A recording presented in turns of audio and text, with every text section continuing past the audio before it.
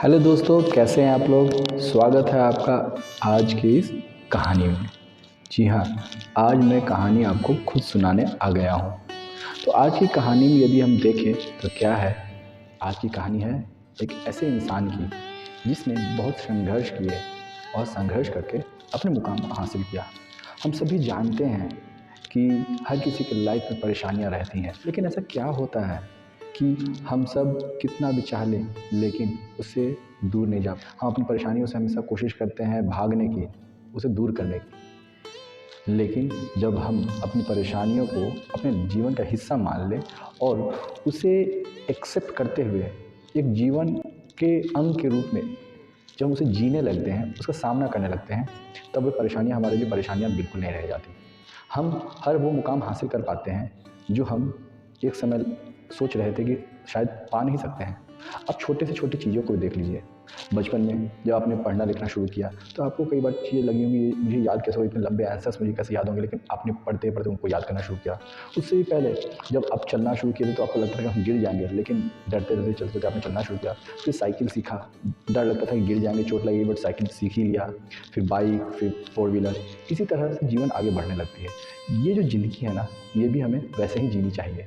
हमारे हमारे ज़िंदगी में बहुत सारी परेशानियाँ आती हैं और हम जब डर जाते हैं, जब हम घबरा जाते हैं, तो इस परेशानी को बिल्कुल भी अपने ऊपर हम बोले तो एक तरह से हावी होने देते हैं। और जब ऐसी चीज़ें होती हैं तो क्या होता है, यही कि हम सब अपने लाइफ को बिल्कुल वैसे देखने लगते हैं जैसे कि ये सारी की सारी परेशानियाँ केवल हमारे साथ हो रही हैं और बाकी लोग तो बहुत खुश हैं, जबकि ऐसा नहीं होता है। हर इंसान अपनी जीवन में किसी न किसी संघर्ष से गुजर रहा ही होता है। तो ऐसे ही एक किस्से को लेके मैं आपके पास आया हूँ। हम लोग रिसेंटली देख रहे हैं, एक मैच चल रहा है, इंडिया वर्सेस इंग्लैंड। उसमें काफ़ी आपने देखे होंगे नए क्रिकेटर्स, उभरते हुए क्रिकेटर्स ने अच्छा योगदान दिया और उन्हें सफलता पाई। आज के मैच के विनर रहे, आज जो मैं रिकॉर्डिंग कर रहा हूँ, जब आज के मैच जो फोर्थ टेस्ट मैच जो इंडिया इंग्लैंड का रांची में होगा, वहाँ पे ध्रुव जुरैल बहुत ही नाम कमाया उन्होंने। अब ध्रुव जुरैल का ज़िंदगी को देखें तो उन्होंने बहुत संघर्ष किया और अगर आप देखें, कोई उम्मीद ही नहीं थी कि वो कैसे इंडियन टीम में आ सकते हैं। कहते हैं ना, ईश्वर भी जब आप किसी चीज़ को पाने की चाहत रखते हैं तो रास्ते बना ही देते हैं। कैसे इनका नाम आया और किस तरह से अचानक से आगरा, जैसे आगरा जो कि काफ़ी ऐतिहासिक जगह है, लेकिन वहाँ से काफ़ी क्रिकेटर आते नहीं, लेकिन वहाँ से ये आए और अपनी जगह बनाई। और उसके पहले पिछले मैच में देखें तो यशस्वी जायसवाल वो थे। उनके भी लाइफ की काफ़ी संघर्षों की कहानी आपको मालूम ही होगी, कई स्रोतों से पता चला होगा। ये है कि उनके पास रहने खाने तक के इंतजाम के नहीं थे और वो पानी पूरी बेचकर अपनी ज़रूरतें पूरी करते थे और क्रिकेट पे फोकस किया हुआ था। और ये उनकी आप अगर टेम्परामेंट देखोगे, उनके इंटरव्यू देखोगे, उनसे समझ में आता है कि कितना वो बोलते हैं कि नहीं, वो संघर्ष कहाँ था, वो अपनी लाइफ को संघर्ष मानते ही नहीं है। क्यों? क्योंकि वो संघर्ष उनको लगता है वो एक लर्निंग फेज़ था। यहीं पे आती है मेंटालिटी की बात। हम सब जब अपने प्रॉब्लम समझने लगते हैं तो हम पे हावी हो जाते हैं, लेकिन जब अपनी प्रॉब्लम्स को लर्निंग फेज़ की तरह समझने लगते हैं, तब हम अपने जीवन में आगे बढ़ने लगते हैं। तो ये जो कहानियाँ हैं, यशस्वी जायसवाल जो क्रिकेटर हैं, या फिर ध्रुव जुरैल जो कि आप सोच सकते हो, एक टाइम जब इंडिया में विकेट कीपर रहे, अभी आप देखो लो ऋषभ पंत, जब वे थे तो कुछ लग ही नहीं रहा था कोई दूसरा विकेट कीपर हो सकता है। खासकर फिर ईशान किशन, वो भी इतने तगड़े तगड़े 2 विकेट कीपर जो कि बैटिंग बहुत अच्छी खासी कर सकते हैं, कोई चांस ही नहीं था। उसी तरह एक और केस भरत काफ़ी विकेट कीपिंग कर रहे थे, लेकिन देखिए कैसे सिचुएशन बदली।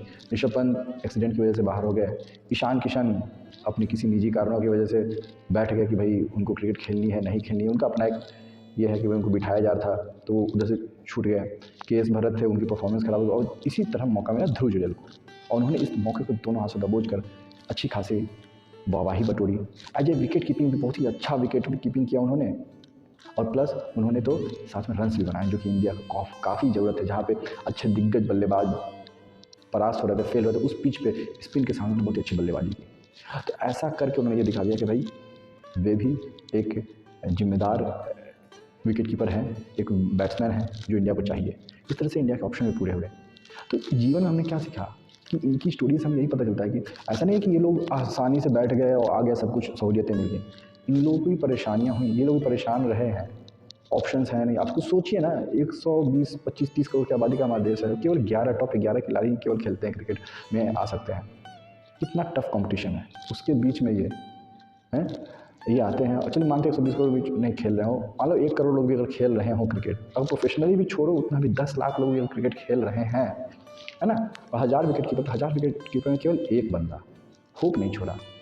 हम लोग क्या होता है, परेशानियाँ आती हैं, थकते हैं, हार जाते हैं और उम्मीद छोड़ देते हैं।